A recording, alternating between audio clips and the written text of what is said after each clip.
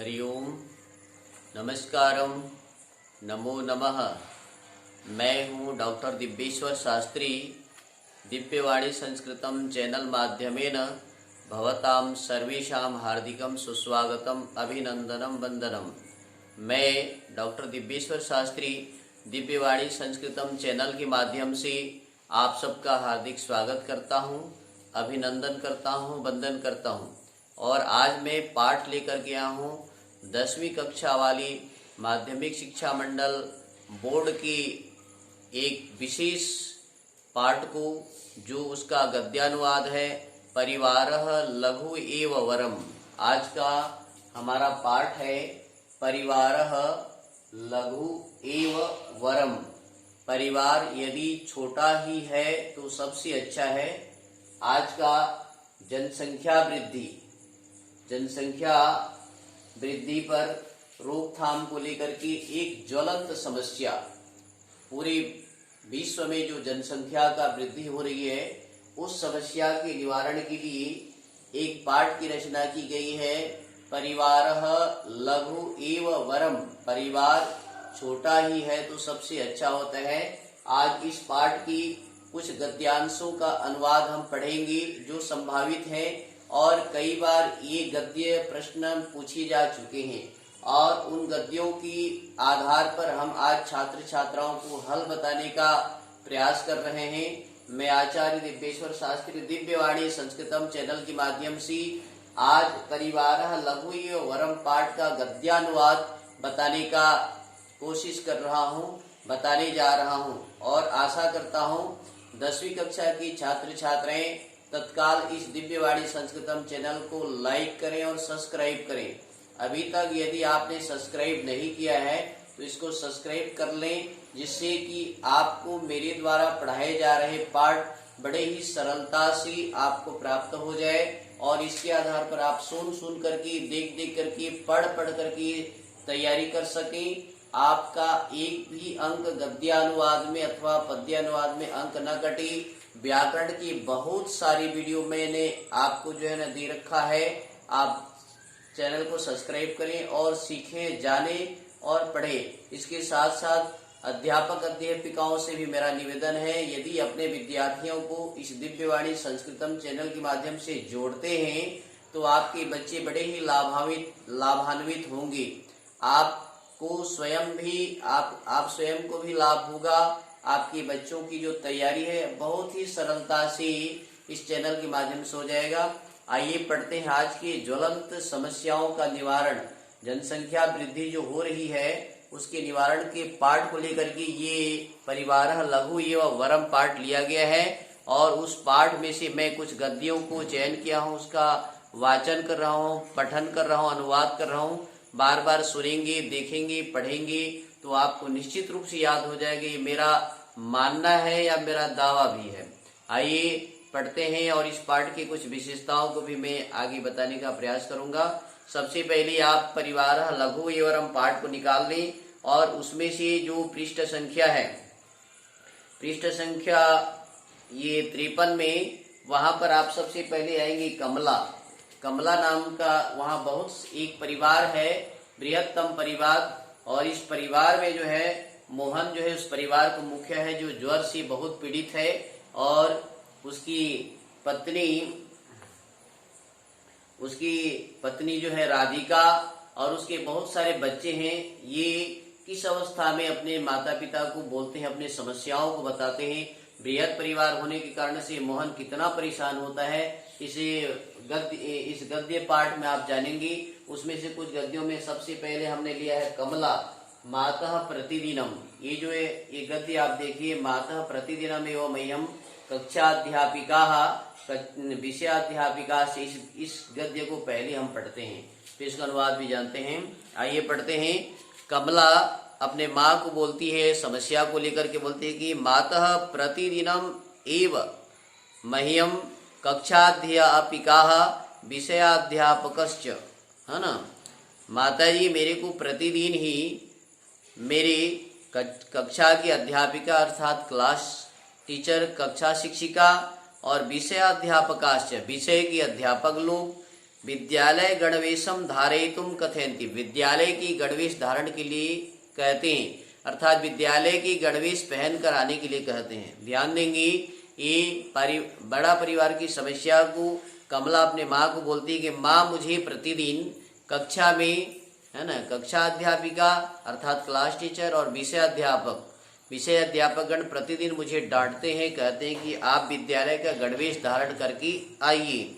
ये इतना जानिए। आगे, अहम तो एकम मलिनम वस्त्रम परिधाय विद्यालयम यामी, और कमला अपने माँ से कहती कि माँ मैं प्रतिदिन एक मलिन कपड़े को, गंदे कपड़े को धारण करके विद्यालय जाते रहती हूँ, जिससे विषय अध्यापक और कक्षा अध्यापिका प्रतिदिन मुझे डांटती है। प्रतिदिनमेव मैं कक्षाया बहिर्निष्कासनम क्रियति, मैं रोज गंदे कपड़े धारण करके चली जाती हूँ विद्यालय, जिससे मुझे रोज कक्षा से निकाल दिया जाता है। मैं बहुत परेशान हूँ। इस प्रकार से वो कमला अपने माँ से कह रही है। कक्षा गवाक्षात इव पाठ्य मानम विषयम अहम शृणोमि, कक्षा गवाक्षात, कक्षा की खिड़की से ही पढ़ाए जा रहे पाठ को मैं सुनती हूँ। ऐसा कितना समस्याग्रस्त बात अपने माँ को कमला बोली कि कक्षा गवाक्षात, कक्षा की खिड़की से बाहर बैठती हूँ और पाठ्यमानम, पढ़ाए जा रहे विषय को अहम शृणोमि, मैं सुनती हूँ। ये कमला अपने माँ को बोलती है। इस गद्य में आपने देखा, मातः प्रतिदिनमेव, है ना, मुझे प्रतिदिन कक्षा से बाहर निकाल दिया जाता है, और अंतिम में है मैं कक्षा की बाहर खिड़की से ही पढ़ाए जा रहे वाले पाठ को सुनती हूँ, ऐसा कमला कहती है। तो ये इस गद्य के आधार से जान सकते हैं। आइए एक गद्य और लेके चलते हैं जो परीक्षा में पूछे जाते हैं या परीक्षा में आने लायक है। आने वाला ये पाठ में पहल परीक्षाओं में अथवा असाइनमेंट परीक्षाओं में ये सब पूछे जाएगी, और उसके आधार पर आप जो है ना तैयारी कर सकते हैं। अगला है श्यामा। इसी पाठ में जो है ना श्यामा है, पृष्ठ क्रमांक 53 में। श्यामा मातः दसवीं कक्षा तो मया उत्तीर्णा, इसको लेकर के अंतिम में यास्यामी, है ना, यास्यामी इसको, है ना, लिया गया है। इस गद्य का देख रहे हैं आप, श्यामा में मातः 10वीं कक्षा से लेकर के अंतिम में यास्यामी, उस गद्य का वाचन करते हैं। आइए पढ़ते हैं। चलिए, इसमें है, श्यामा कहती है अपने माँ को, मातः 10वीं कक्षा तो मया उत्तीर्णा, माँ मैंने 10वीं कक्षा तो पास कर ली है। न प्रेषयसि मां विद्यालयम सांप्रतम, अब मुझे आगे पढ़ने के लिए विद्यालय क्यों नहीं भेज रही है। ये श्यामा अपनी माँ को समस्या बताती कि अब मैं 10वीं पास हो चुकी हूँ और मुझे क्यों नहीं भेज रही आगे की पढ़ने के लिए विद्यालय। गृहमेव उपविष्टा अहम किम करिष्यामि, मैं घर में बैठे बैठे क्या करूँगी, घर में बैठ करके मैं क्या करूँगी, मुझे विद्यालय भेजिए, ऐसा श्यामा कहती है। देही में 63 रूप्यकाणि, मुझे 30 रुपये दीजिए। अहम सूचीकर्मणः प्रशिक्षणम प्राप्तुम प्रशिक्षणालयम यास्यामि, मैं सिलाई सीखने के लिए सिलाई सेंटर जाऊंगी, इसलिए मुझे 63 रूप्यकाणि 30 रुपये दीजिए, ऐसा श्यामा अपने माँ को मांग करती है। गद्य अनुवाद समझ गए होंगे कि बोलती है कि माँ मैंने 10वीं पास कर ली है और इस समय घर पर बैठी हूँ, मुझे घर से विद्यालय क्यों नहीं भेज रही हो, मैं घर में बैठे बैठे क्या करूँगी, मुझे 30 रुपया दो जिससे कि मैं सिलाई सीखने के लिए सिलाई सेंटर जाऊंगी, ऐसा श्यामा अपने माँ को जो है अपने समस्या बताती है। ये गद्य का अनुवाद आपने सीखा, पढ़ा, बार बार सुनेंगे तो आपको याद हो जाएगा। आगे चलते हैं और एक दो गद्य का अनुवाद। तीसरा गद्य में सीता है। सीता बोलती है मम सखी हूँ। सीता उसी 53 पेज में सीता है और मम सख्यु रसीदाया, उसकी सखी रसीदा का परिणय उत्सव है, विवाह उत्सव है। उस विवाह उत्सव में जाने की बात वो कहती है। उस गद्य में न लप्स्यति, अंतिम में न लप्स्यति दिया गया है। उस गद्य को आप पढ़ेंगी। सीता वाला गद्य को वाचन करता हूँ, आप ध्यान से सुनिए। सीता अपने माँ से कहती है कि, है ना, मम सख्यु रसीदाया परिणय उत्सव आसन्नः वर्तति, मेरी सहेली रसीदा नाम की जो उसकी सहेली है, उसका परिणय उत्सव, उसका विवाह उत्सव आसन्नः वर्तति, एकदम निकट आ गया है, एकदम निकट आ गया विवाह उत्सव, ऐसा सीता अपने माँ से कहती है। मम अन्या सख्यः तु सहस्राणां रूप्यकाणां अभिनवान उपहारान दास्यन्ति। मेरी अन्य सहेलियां हजारों हजारों रुपए के नए नए उपहार, नए नए गिफ्ट उसे प्रदान कर रहे हैं। मेरी सहेली रशीदा का जो विवाह हो रहा है उसमें मेरी अन्य सहेलियां हजारों रुपए की उसको खिलौने आदि या उपहार प्रदान कर रहे हैं, गिफ्ट प्रदान कर रही हैं। दास्यामी की महम तस्ये, माँ मुझे बताइए कि मैं उसके लिए क्या दूं, है ना, मुझे भी देना है। दास्यामी की महम तस्ये, मैं उसके लिए क्या दूं। द्विशतम रूप्यकाणां व्यवस्थां विना कोपी उपहारः आपणात् न लप्स्यति। 200 रुपये के बिना, 200 रूप्यकाणां, 200 रुपये के बिना कोई भी उपहार, कोई भी गिफ्ट आपणात मतलब से दुकान से न लप्स्यति, नहीं मिलेगा। सीतापुर ही की देखिए, मेरी सखी, मेरी सहेली रशीदा का विवाह आ चुकी है, पास में है। बहुत सारी सहेलियां उसको हजारों रुपए का उपहार दे रही हैं, गिफ्ट दे रही हैं, और मैं उसके लिए क्या दूंगी, बताइए कि मैं उसके लिए क्या दूंगी। 200 रुपये के बिना कोई भी उपहार, कोई भी गिफ्ट मिलता ही नहीं है। न लप्स्यति, नहीं मिलेगा, इसलिए मुझे 200 रुपया से अधिक दीजिए। ये पारिवारिक समस्या को बता रही है सीता। आगे के गद्य का और पाठ करते हैं। छात्र छात्राओं, ये महत्वपूर्ण गद्यांश मैं आपकी सेवा में दे रहा हूँ, इसकी तैयारी करें और जो है ना इतनी तैयारी करें, सुन करके परीक्षा में कोई भी गद्य आए तो आप लिखने में नहीं हिचकिचाएंगी, उसके भाव को लिखेंगी, उसके अर्थों को लिखेंगी, तो आपको निश्चित रूप में अंक मिलेगा। कोई भी अध्यापक आपका अंक नहीं काट सकता। और ये गद्यांश ऐसे है जिसकी अर्थ लिखने पर आपका एक भी अंक नहीं कटता है। आइए 2 गद्यों का वाचन और करते हैं जिससे आपके लिए लाभदायक सिद्ध होगा। एक है मोहन भ्रातृवर अस्मिन, ये गद्य रहेगा, भ्रातृवर अस्मिन डैश डैश आपत्सु अपि, है ना। भ्रातृवर, मोहन जो है भ्रातृवर अस्मिन हर्षोल्लास समयी, इस गद्य को लेकर के अंतिम में दिया है आपत्सु अपि। इसका वाचन कर रहा हूं, आप ध्यान से सुने। मोहन, ये जो है ना, ये मोहन उसकी जो है ना पर्यंकी से, मोहन जो है कुछ अनिल उसके मित्र मिलने आया रहता है, और मिलने समय में जो है ना मोहन जो अपना दुख व्यतीत करता है, उस दुख को बतलाता है। उस दुख को बतलाने पर मोहन क्या कहता है उसके बारे में यहाँ पर जो है ना बताया जा रहा है। भ्रातृवर अस्मिन हर्षोल्लास समय कातर वचनानि ब्रुवाणः अस्माकं भगिनीं पुत्रान् कन्यका च कथम दुख सागरी निमज्जसी, है ना। जिस मोहन बोलती है कि भाई साहब इस ये दीपावली का समय आ गया होता है, और उस समय मोहन को जो है ना ये अनिल जो है समझा रहे हैं कि भाई साहब इस हर्षोल्लास के समय में आप ऐसे दुखित वचन, ऐसे कातर वचन क्यों बोले जा रहे हैं। अस्माकम भगिनीम, हमारी बहन, पुत्रकान, है ना, पुत्रान, कन्यका, कन्याओं को कथम दुख सागरी निमज्जेसी, क्यों उनको दुख सागर में डुबाए जा रहे हैं, ऐसी दुखी वचन बोल करके उनको दुखी क्यों कर रहे हैं। इसका आशय यह है, संसारी दुखानी सुखानी च चक्रवत परिवर्तन्ति, एक सूक्ति वाक्य है, ध्यान देंगी। संसारी दुखानी सुखानी च चक्रवत परिवर्तन्ति, संसार में दुख और सुख चक्र के समान घूमते रहते हैं, आते रहते हैं। जैसे धूप और छांव आते रहते हैं, चक्र घूम घूम के बार आता रहे, चक्र जो है ना बार बार घूम करके लौटते रहता है, ऐसे ही सुख और दुख जो है ना बार बार आते रहते हैं। और एक सूक्ति और है, आत्मबलम न त्याज्यम आपत्सु अपि, आत्मबलम न त्याज्यम आपत्सु अपि, याद करें, आत्मबलम न त्याज्यम आपत्सु अपि, आत्मबल नहीं छोड़नी चाहिए विपत्ति आने पर भी। इसका अर्थ है विपत्ति आने पर भी आत्मबल नहीं छोड़नी चाहिए।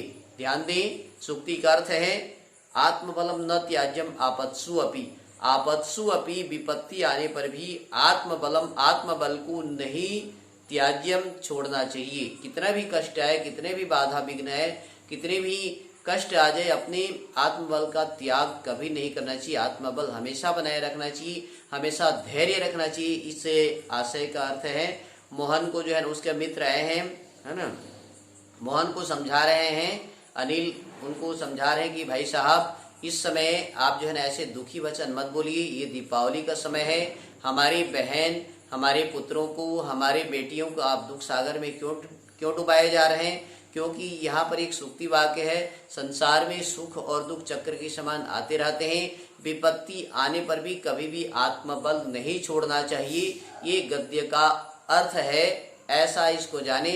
और लास्ट में एक गद्य और मैं सुना रहा हूँ, श्रुति भ्रातृवर ममतु, है ना, भ्रातृवर ममतु, ये डैश डैश लेकर के सानंदम। यहाँ पर देखें इस पृष्ठ क्रमांक 54 में ध्यान देंगे, पुस्तक निकाल करके इसको देखेंगे, अध्ययन करेंगे। मैं उसका पाठन करा रहा हूँ, वाचन करा रहा हूँ। तो पृष्ठ क्रमांक 54 में श्रुति अपने मित्र भाई साहब मोहन को कहती हैं, क्या कहती हैं उसके बारे में सुनने योग्य है। बहुत ही महत्वपूर्ण बात इसमें कहा गया है, भ्रातृवर ममत, भ्रातृवर ममतु कन्ये पुत्र समे एवस्तः। भाई साहब मेरे भी बेटी और बेटा है ना, ममतु कन्ये पुत्र समे एवस्तः, पुत्र के साथ में मेरी एक कन्या और एक बेटा है। एका तो चिकित्सा क्षेत्री आयुर्वेद पाठ्यक्रमे अध्ययनम करोति, एक चिकित्सा क्षेत्र में आयुर्वेद पाठ्यक्रम का अध्ययन कर रहा है।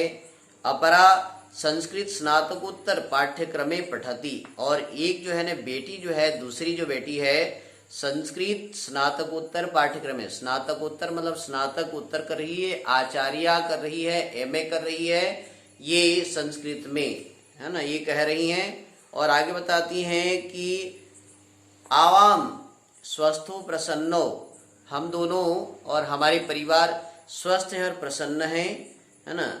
स्वद्वि कन्या अपि चस्त, हमारी बेटे बेटियां भी सब स्वस्थ हैं और प्रसन्न हैं। अस्माकम सदनम सानंदम, हमारा परिवार सानंद है, सुखी है। सानंदम सदनम, ये भी सुक्ति वाक्य बनेगा। सानंदम सदनम, हमारा परिवार सुखी है। ध्यान दें, सानंदम सदनम, अस्माकम सदनम सानंदम, हमारा परिवार एकदम सुखी है। ये श्रुति अपने भाई मित्र को कहती है। एक बार फिर सुने, कहती कि भाई साहब मेरे भी बेटे बेटी मिलाकर के 2 हैं। एक जो है ना चिकित्सा क्षेत्र में आयुर्वेद पाठ्यक्रम को पढ़ रहा है, और दूसरा जो है ना संस्कृत में स्नातकोत्तर विद्यालय में पढ़ करके संस्कृत अध्ययन कर रहे हैं, एमए कर रही है कन्या। अर्थात हम दोनों, अर्थात पति और पत्नी तथा कन्या और पुत्र जो है ना स्वस्थ हैं, सुखी हैं और बहुत बढ़िया सानंद से हैं। आगे कहती हैं कि सानंद अस्माकम सदनम सानंदम, हमारा घर एकदम आनंद से परिपूरित है। सदनम करते घर और सानंदम करते आनंद से परिपूरित। तो ये पाठ जो है ना बहुत ही महत्वपूर्ण पाठ है। ये पाठ को प्रायोजना में भी दिया जाता है, इसको प्रायोजना कार्य करते हैं छात्र छात्राएं। ध्यान दें, इस पाठ की और एक विशेषता मैं आपको बताने जा रहा हूँ जो कि महत्वपूर्ण है। इस पाठ में कई सारी सूक्तियां हैं, पाठ्य पुस्तक से सूक्तियां जो आती हैं उसके बारे में आप लिख सकते हैं। सबसे पहले तो पाठ का हेडिंग जो दिखा रहे हैं, परिवार लघु एव वरम, परिवार छोटा ही अच्छा है। यह सूक्ति वाक्य, इसको याद कर लें अच्छी तरह से, इसको याद कर लें अच्छी तरह से। परिवार लघु एव वरम, ये सूक्ति वाक्य है। और आगे चल कर के आप चलेंगे 54 पेज में। 54 पेज में जहां पर मोहन दिया हुआ है वहां अंतिम लाइन में ऊपर से देखेंगे मोहन। मोहन यहाँ पर 3 जगह प्रयुक्त हुआ है, 1 2 3। तो पहला जहां पर मोहन प्रयुक्त हुआ है उस लाइन में एक सूक्ति वाक्य है, छिद्रेषु अनर्था बहुली भवंती, अत्यधिक छिद्र वाले शीघ्र ही नष्ट हो जाते हैं। अत्यधिक छिद्रेषु अनर्था बहुली भवंती, हाँ, अत्यधिक जो है शीघ्रकारी, अत्यधिक जो है ना वेगकारी, हाँ, यहाँ ध्यान देंगे, छिद्रेषु अनर्था बहुली भवंती, इसमें जो है ना जो है बहुत ही छिद्र वाली, बहुत ही भेद रखने वाले जल्दी नष्ट हो जाते हैं। बहुत ही भेद बताने वाली ये सूक्ति वाक्य है। और एक सूक्ति वाक्य है, एक नया पर्व विशेष भी है। शुभम ते दीपोत्सवः भवतु, दीपावली का उत्सव आपके लिए शुभ हो। और मैं अभी से छात्र छात्राओं को, अध्यापक साथियों को, अध्यापिकाओं बहनों को कहना चाहूँगा, शुभम ते दीपोत्सवः भवतु, आप सबके लिए आने वाला दीपावली जो है ना मंगलमय हो, शुभकारी हो, है ना। हैप्पी ते दीपावली ऐसे अंग्रेजी में भी कह सकते हैं, है ना, हैप्पी दीपावली कह सकते हैं। और आगे चलते हैं, एक दो सूक्ति वाक्य मैं बता रहा हूँ। संसारी दुखानी सुखानी च चक्रवत परिवर्तनती, ये सूक्ति वाक्य है जो मैंने गद्यांश में पढ़ाया। संसार में सुख और दुख ये चक्र के समान घूमते रहते हैं। आत्मबलम न त्याज्यम आपत्सु अपि, आत्मबलम न त्याज्यम आपत्सु अपि, आत्मबल नहीं छोड़ना चाहिए विपत्ति आने पर है, विपत्ति आने पर भी आत्मबल नहीं छोड़ना चाहिए। ये मोहन वाला जो है ना गद्यांश में है। और आगे एक दो जो है ना मैं और सूक्ति वाक्य इसमें बताने जा रहा हूँ। एक तो ये है, सबसे लास्ट में आप जाएंगे 55 पेज में, अनिल नाम का एक चैप्टर है ना, एक गद्य भाग है अनिल, उसमें दिया है गतस्य शोचनम न करणीयम, बीती हुई का शोक नहीं करना चाहिए। गतस्य शोचनम न करणीयम, छात्र छात्राएं याद करें पाठ का। और आगे है मोहन और राधिका में, यहाँ पर दिया गया है पुनर्दर्शनाय पुनर्हर्षणाय, फिर से मिलेंगी, फिर से देखेंगे, ऐसा ऐसा सुंदर पाठ है ना। शुभम ते दीपोत्सवः भवतु, दीपावली का पर्व आपके लिए शुभ हो। और इसमें और भी एक कह सकते हैं, शुभम ते विजयादशमी पर्व, विजयादशमी पर्व आपके लिए शुभकारी हो, मंगलकारी हो। इस प्रकार से इसमें सूक्ति वाक्य भी हो सकता है, शुभम ते विजयादशमी पर्व, है ना, शुभम ते दशहरा पर्व। विविध प्रकार के जो पर्व आएंगे उसमें आप ऐसे शुभकामना दे सकते हैं। छात्र छात्राओं, आज का जबरदस्त पाठ है परिवारः लघु एव वरम। इस पाठ में बहुत सारे सूक्ति है। गतस्य शोचनम न करणीयम, आपत्सु अपि आत्मबलम न त्याज्यम, विपत्ति आने पर भी आत्मबल नहीं छोड़ना चाहिए, बीती हुई का शोक नहीं करना चाहिए। छिद्री स्वनर्था बहुली भवंती, अत्यधिक भेद रखने वाले, अत्यधिक छिद्र वाले शीघ्र ही नष्ट हो जाते हैं। ऐसा सुंदर सुंदर सूक्ति वाक्य है। परिवार लघु ये वरम, ये जबरदस्त आपके जीवन के लिए संदेश दे रहा है। हम अपने परिवार को छोटा बनाएं, सुखी बनाएं, स्वस्थ बनाएं, निरोग बनाएं। ऐसा ही भावी पीढ़ियों के लिए ये पाठ प्रेरणादायक पाठ है। इस पाठ को आप लाइक करें, सब्सक्राइब करें। दिव्यवाणी संस्कृतम आपकी समस्त समस्याओं का समाधान लेकर के आया है। मैं आचार्य दिव्येश्वर शास्त्री अपने बुद्धि, अपनी क्षमता, अपने योग्यता के आधार पर आपकी सेवा के लिए हमेशा तत्पर रहूंगा। आगे नए नए पाठों को भी आपके सामने में लाऊंगा। पूरे पाठ पढ़ने की आवश्यकता नहीं है, आप मूल गद्यों को पढ़िए, अनुवाद कीजिए। और इसमें जो बहुत बहुत ही महत्वपूर्ण है, आगे मैं आपको प्रश्न उत्तर बताऊंगा, है ना, इसकी जो विशेषताओं को बताऊंगा, व्याकरण को बताऊंगा। इतने में आज मैं विराम की ओर चलता हूं। और आप सबसे एक बार पुनः कहना चाहूंगा, यदि आपने दिव्यवाणी संस्कृतम को अभी तक लाइक और सब्सक्राइब नहीं किए हैं तो अवश्य कर लें, जिससे कि आप